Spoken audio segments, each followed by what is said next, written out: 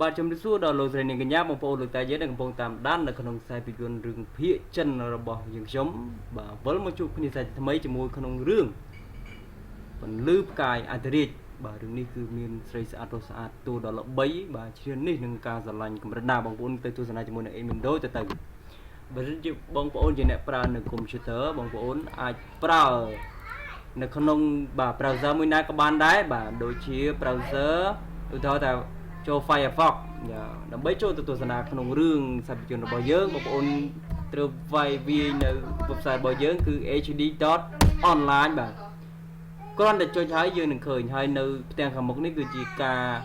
live ផ្ទាល់ហើយនឹងការ update ថ្មីរបស់ website របស់យើងបាទឃើញនៅរឿងភាគថ្មីរឿងនេះបាទបើសិនជាបងប្អូនរកមិនឃើញបងប្អូនអាចដាក់ cursor ទៅលើបាទចំណុចកន្លែង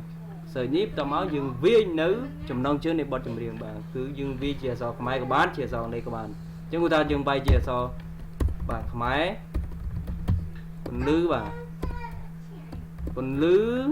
គ្រាន់តែវាយតែពន្លឺមកវានឹងឃើញ alert ចេញមកបងប្អូន enter ពងតែម្ដង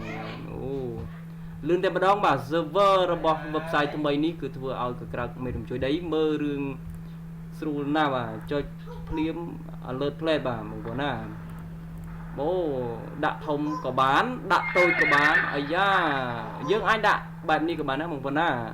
បើសិនជាបងប្អូនប្រើចុចនៅផ្ទាំងប្រើធ្វើការ office អីក៏ដោយបាទយើងគ្រាន់តែឡូចុចតាមខ្ញុំបានមកវាចេញនៅចេះយើងអាចដាក់បានសម្រាប់ computer បងប្អូនណាហើយ page នេះកុំភ្លេចណាបាទជួយ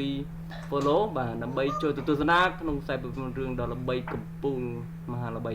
បាទកុំភ្លេច HD free បាទសូមអរគុណ